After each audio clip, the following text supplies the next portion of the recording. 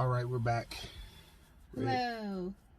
Couples Car Chronicles. I have no idea what we're talking about. My wife ain't told me. Yeah, so honestly, I didn't have a specific topic, but I thought about the whole in sickness and in health, considering I'm having surgery for the third time tomorrow, having sinus surgery. Those of you who know, and those of you who don't know, I'm having surgery tomorrow. Again, it's my third sinus surgery. It's been quite the journey with this. A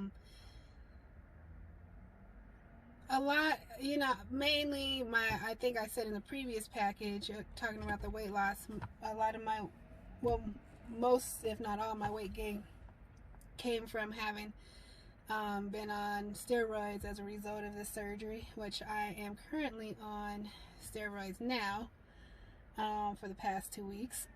But so I would like to talk, kind of, I guess we can go down that vein of sickness and in health, because we also just finished the lupus walk, and my husband, some of you may not know and some of you may know, he was diagnosed with lupus in 2007. Oh, excuse me, 2008. 2008, because I just had Jeffrey. So kind of, I guess we'll talk about our journey with that, and then how we've been there for each other, because sickness can be very, very hard on a relationship. It can be hard. Let me say this: we can make it hard.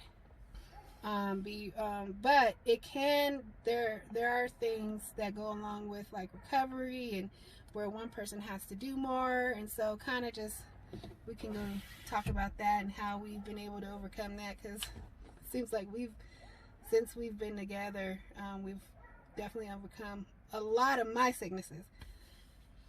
So we really try to stick to our vows, and part of the vows that we made to God was to stay married, and all of the sickness and the health, and good times and bad times, richer or poor, and we've never experienced a richer, but in sickness and in health, we've dealt with some health issues, and not just health, but like injuries and stuff like that. Like, I tore my ACL, and my wife had to help me up the dang on stairs, and I've done stuff. I've jacked up myself playing sports, and she's had to help me a ton. And I think the back spasms, back pain, that's been going on our entire marriage. The lupus doesn't affect me as much.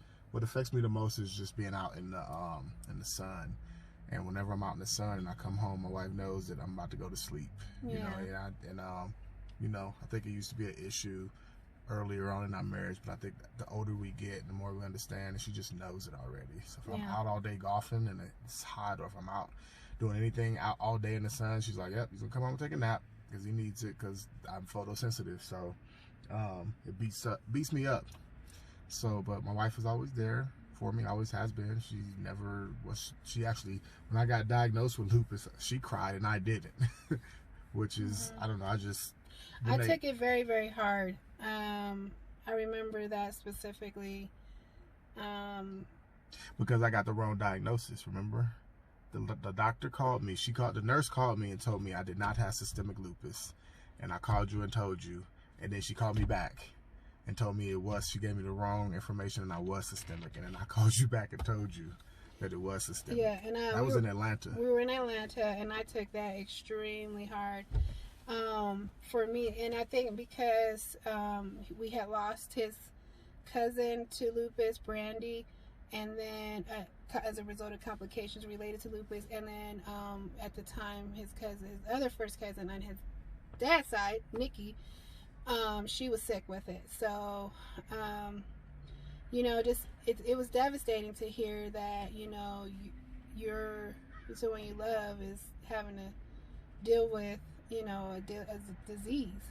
That's not news that you're able to hear. But I took it really, really hard. But I remember that I had almost like a panic attack. I don't know if you remember this, that the paramedics were called, and they had to come to the house and You had to leave the house. Yeah, it was. That same day? It was that same week. Oh. And the crazy thing is I didn't know what was going on. I couldn't breathe, and I called 911, and I had Jeffrey and the babies, and Jeff had to rush over. And my best friend said, "You're taking the news hard." And I was like, that's what it was, you know. And I remember I prayed very hard, and that was when I really received the word from God during service. I kid you not. I heard God say that he's going to be all right. And I remember I was like hollering, shouting, excited. And he's been since. You know, he has things he does deal with, you know, hair loss, tiredness, maybe some of the joint pain that he experiences with his hands and all kinds of other things. Yep. But for the most part, that's why he works out so hard. He wants to be around. He, you know, takes care of himself. He wants to make sure that, you know, he's not in the position to where he has to be taken care of. But even if that is the case, that's what I'm here for. You know, I knew going in that there would be one day I would probably have to change his diapers. You know, all that stuff. That's what you know you have to do. But I want to rewind, because when we got together, I was very, very sick, dealing with irritable bowel syndrome. And that was as a result of poor eating habits. And I wound up getting IBS-C. And that was right when we got together. It was right when I finally had a doctor figure out what it was, because for years, since I was 19 to 23, they couldn't figure out what it was. And then at that time, I was actually on medication, and it would literally hurt to eat. It would literally hurt to eat. It was induced by stress, big time. But the interesting thing is that I can count the many times of flare-ups I've had over the years since him and I have been together, because I think he helped me not stress as much. So, and that does. Stress affects your health big time. The worry and the stress. And so we had that. And then me being on bed rest 3 times, gestational diabetes 3 times, C-sections 3 times. I had rough pregnancies all 3 times. And I remember when I was pregnant with Zephaniah, and I was so tired. I would literally get off work, come home, and just crash. And he would have to wake me up to eat. I would eat and go right back to sleep. Especially, those women who've been pregnant, you know, that first trimester is a lot. I think I was able to I didn't know, because obviously I'd never been pregnant before, but with Jeffrey and Willow, it was a lot better. But you're like, oh, he was like, oh, I remember this. But with Zephaniah, that girl took, and then I had a root canal. I had tooth pain because she was taking all the calcium from me, and so I had to have my tooth pulled. And she tried to come on Jeff's birthday, so I was on bed rest for about 5 weeks before she was born. But I went to bed rest at 28 weeks pregnant. So, and then the C-sections. She went crazy too. I did. Just left the apartment and just started walking. I was tired of being stuck in that house. Like crazy. I was tired of being stuck in that house. And that's the thing. Those are moments that, you know, you as a husband or you as a spouse have to, you know, deal with. It's not only the things that the effects that it has on your body, but the effects that it has on your mental health and the capacity and the things that you can. And speaking of which, that was another thing. I think I mentioned in the last package, we gave a shout out to Brenda, where I had to go into therapy at 2013. And Jeff looked at me and he was like, I can help you with a lot of things, but I can't help you with this. And I was arguing and yelling at him about something completely different, but he was able to see past that and say, hey, you need somebody to talk to through this. And so, you know, so we bring all this up because I think a lot of times people think that A lot of times people think that, you know, marriage is a walk in the park, or maybe they see images on Facebook and they think that, you know, we've not been through things, and that like we've loved each other through some stuff. We just don't share the crazy, some of that stuff on social media, because that's not where we feel it belongs. There's other people who share that type of stuff, and I don't think that that's what social media is for. I think it's to share with your family and your friends who are in different states and different cities, and inspire people. And, you know, occasionally you can, you know, say, hey, if you ever going through something like how we're doing now, but not be shouting and fighting via social media with each other. Like, that is the dumbest thing I've seen, when people are literally married and they're fighting on social media, or even in a relationship and you're fighting with each other on social media. Well, like I said before, I will watch you. I will eat my popcorn. Yeah, I'm gonna watch you fight, but we ain't fighting on social media. Well, and I want to bring out the point of where people do this whole, and I talked about it last time, the fairy tale. Oh, I'm so in love, and he's the best husband, and she's the best wife. And I'm not saying that that's not great and all fine and dandy, but what I have an issue is when you do that also with your friends and your family you're close to. Like, be real with where you are. I do recognize and know that Jeff and I have had to overcome quite a bit, especially when it comes to this health thing, that would have possibly broken up a lot of other couples, and they probably would have not been able to handle it. And it's important, and you might be right now going through something with your significant other, some sort of mental health issue, some sort of disease, some sort of sickness, where it's very, very hard. And even if you're single, there are single people who maybe feel like they wouldn't want to give that burden onto somebody.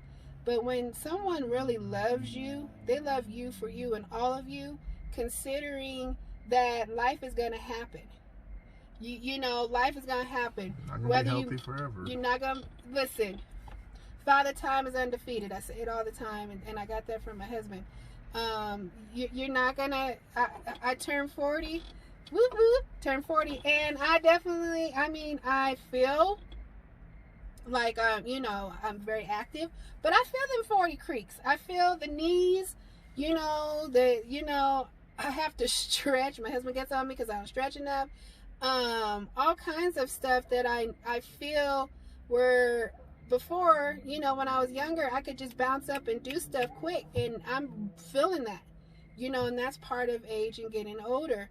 And that whole, you're only as young as you feel. Yes, but your body, the body, it goes down to the dust. It goes back to the dust. Okay. And even the Bible speaks of how our bodies just, you know, it gets old. It does. And so with that being said, you know, we want to inspire and encourage other people to know that no matter what the health issue, whether mental or physical, that there is the other side. Surround yourself around people that will support you. You're not the only one going through and has had to overcome some sort of ailment and sickness. And I also want to speak to not only ailment and sickness that we've had, but ailment and sickness that we've had to endure our family having. You know, praise the Lord, we have not had to have, you know, serious illnesses with our children, but, you know, we've had to experience that with our, you know, either our parents or whatnot, and even the loss of a parent behind an illness, which is, you know, my husband can speak to why he's very adamant about his health and what that situation with my father-in-law taught him. Well, yeah, my dad was 46 when he passed away, and I'm 41 now. So, you know, I always look back like I want to make sure that, you know, just around as long as I can.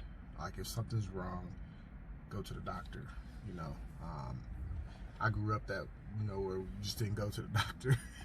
I know we'd be cracking up at the gym, me and Rad, about how we just never went to the doctor. It was like, well, just go put something on it. Go drink some Robitussin to go to bed. Who did that comedy special? Put some Tussin on it. That Chris was Rock? Chris.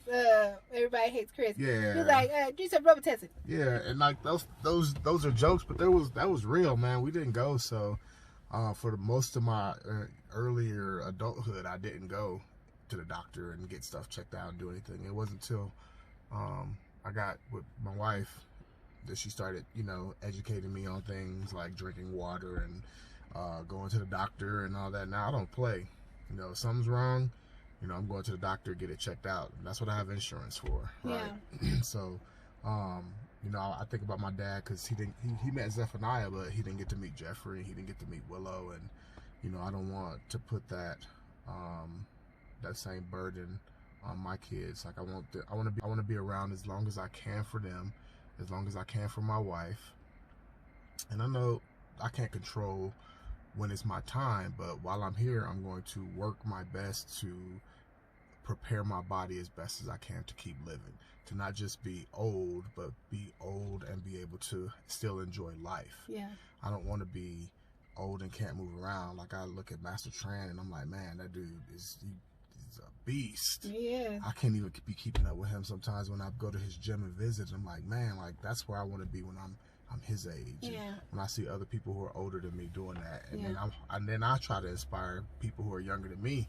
When I go play ball and I go do things, and then guys find out I'm 40, they're like, "What? I thought you was my age, or I thought you was 20 something," And then they're like, "Man, I want to be in your shape when I get your age," and I take that as a compliment, and I just keep trying, just to keep being an example, trying to inspire, but also it's about being here for my family. Yeah. And that's the thing, never give up. That's where, things... Never give up on each other, too. That's a big part of it. Don't give up on yourself, but don't give up on each other. Exactly. Because even and it helps, because there have been times, Lord knows, even recently, where I'm like, forget this crap, I want to give up. I'm just tired of it. But my husband inspires me to keep pushing on and look at the positives and look at the things that are happening, because we tend to focus on the things that's not happening, and we miss out on the things that are happening. As I prepare for surgery tomorrow, the thing that does sadden me, I think, whenever I get ready to go to surgery, is that's one person down in the household, and here I am having to be taken care of. And I know that I am going to be taken care of, but it's still hurtful for me, because I'm a person that likes to take care of, and I'm a doer. But I also know, because I'm such a doer, that God allows these moments for me to sit my butt down. And I don't want to be sat down anymore. I said third time's a charm. Technically, I was supposed to have the surgery last year when I had my tonsils out. But I didn't want to do it at the same time. And so, we wanted to come on and at least do a video before I had my surgery, just so that we could, and I just thought it would be a perfect topic to speak to in sickness and in health. It is so important that you do what you can to take care of your own health, but also hold those around you that you love accountable to take care of their health. Because I really feel like, yes, our time that here on earth, that's, we don't have control, meaning that God, when he wants us home, he wants us home. But I also feel like he's given us wisdom and the tools and the knowledge and doctors and medicine and all these things that are available to us, and knowledge of exercise and eating, and trainers that help hold us accountable, so that we can have long lives. Because the thing is, they talk about the average person's life expectancy is up to 75? 71, because it's 70 for men and 72 for women. Now, here's the thing I heard on the radio, I remember years ago. He said, yeah, they talk about life expectancy, but they don't talk about quality of life. Yep. In that last years.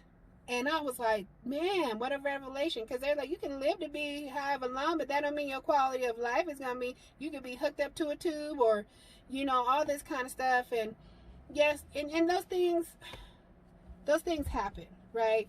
But at the same time, I desire, like I look at my former pastor, well, he's still pastor to me, Pastor Burleson, 75, just celebrated being 75 years old, still out there shopping at King Soopers and, you know, and going to, you know, his day is great by going to King Soopers and Sam's, and he'd be out there riding his Cadillac, you know, you would never know. He remind me of when I first met him 20, 30 years ago, you know, so, because he's been around my family since I was a kid, so, you know, I do desire those things. And one of the things that I read in a magazine that talked about people who live to be 100, and the main question they asked all of them, how did you get to be 100? You know, what do you think was the one thing that helped?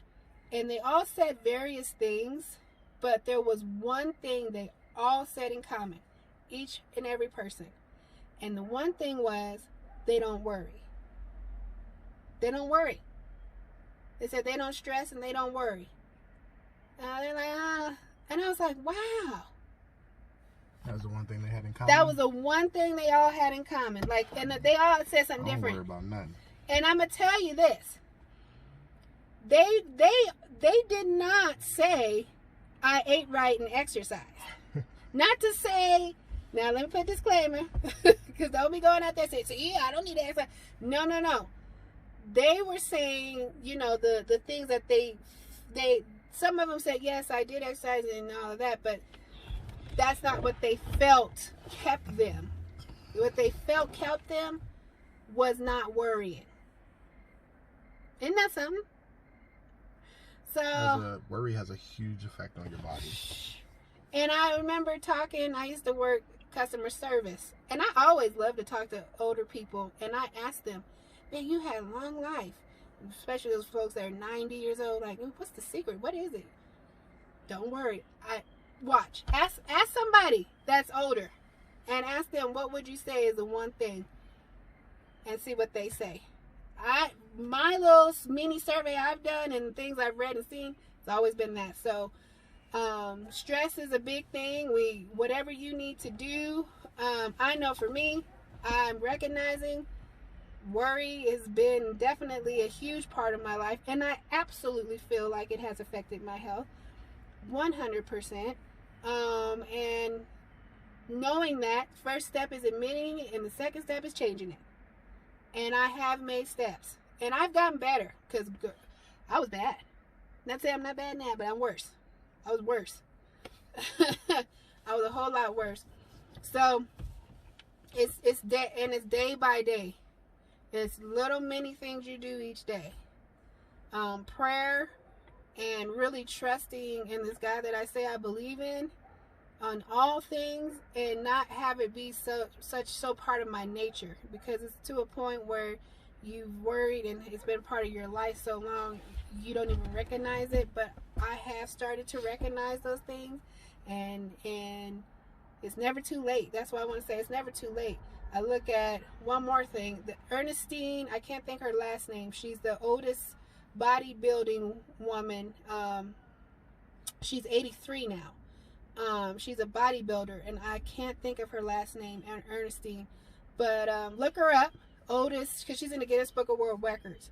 She started body training at 50. She started at 50. She said she started because her and her sister had made a pact that together they were going to get in shape. And, you know, and they really wanted to they just thought, you know, hey, let's do a bodybuilding competition. And I don't know how it came about that they wanted to do that. But unfortunately, as soon as they decided to do that, her sister passed from a brain aneurysm. And she went through depression. She went through all kinds of things. So there's a video on her that I watched on YouTube, and she talked about how the anxiety and depression and that stuff went away when she started exercising. In fact, she now inspires people who have completely changed their health in their 70s and 60s. Mm-hmm. And she trained people younger than her.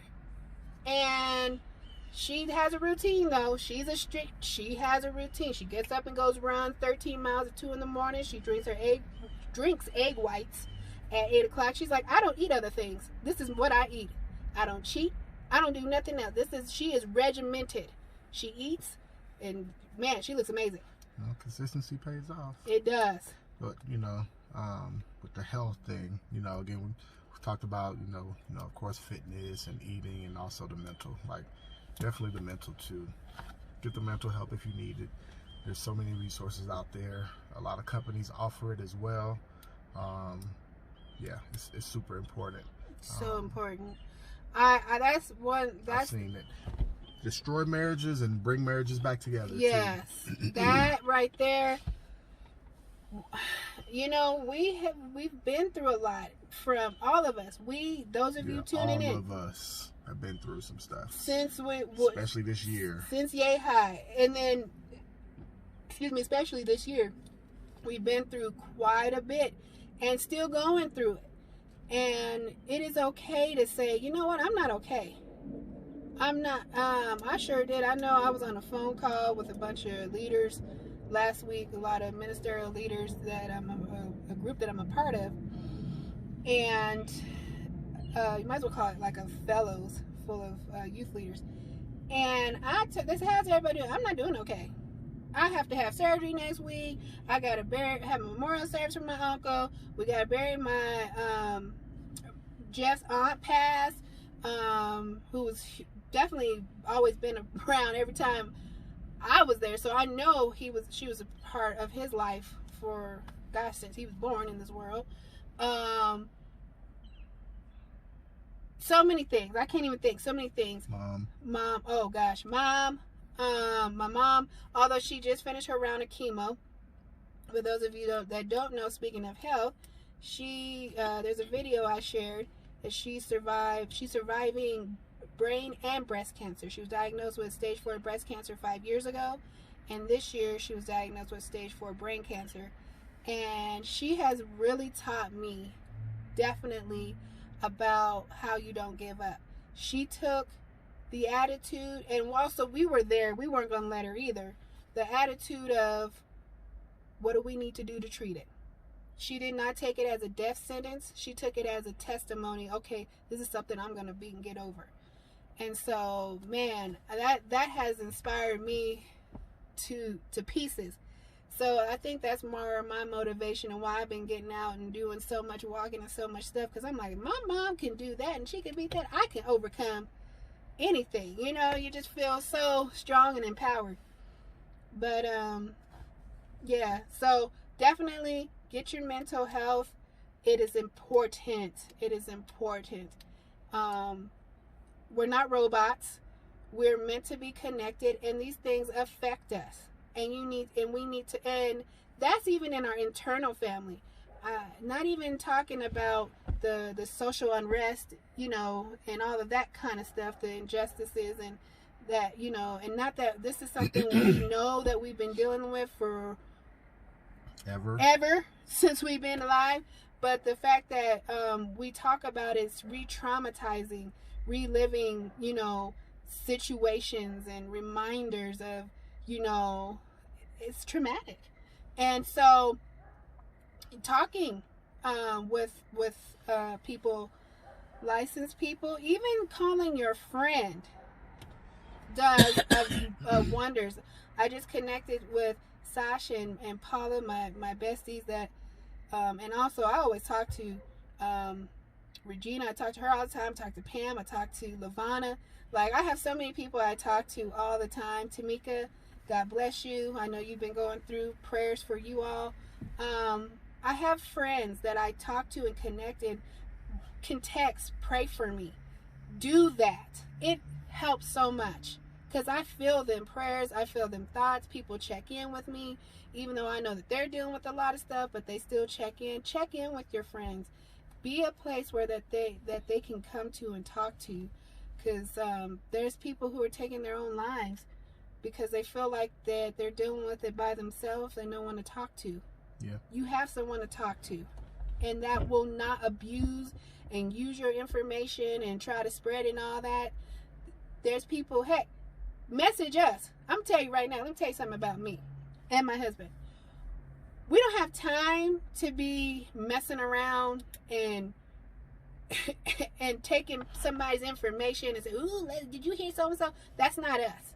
We deal with enough in our own personal life to be trying to be in somebody else's business just so that we can gossip and spread it. We truly want to help. And if we can't help, we can direct you. We have good connection with therapists, pastors up the wazoo. Shout out to all the pastors. We'd be here all day if I shout out all of them. That will call and pray with you. For real. So, and we will too. So just reach out. If there's something that you really been dealing with and you're not alone, then there's people here for you, and that will pray with you. So glad you brought up the mental health. It's so important, and that's part of spiritual health too. So anything else? So that was basically, we wanted to get on and do a video and keep my wife in your prayers as she goes to surgery tomorrow. Yeah. She'll be all right. Yes, I'm excited. Actually, I'm using this surgery as something to catapult me to the next level, because I'm going to reach my goals. Mark my words, today I'm reaching my goal. My weight loss goal, I'm going to reach it. I'm going to do it. So this is something that's just going to help me do it. It's inspiring me. Right. All right. Well, thanks for tuning in. We're done. Peace. See you later.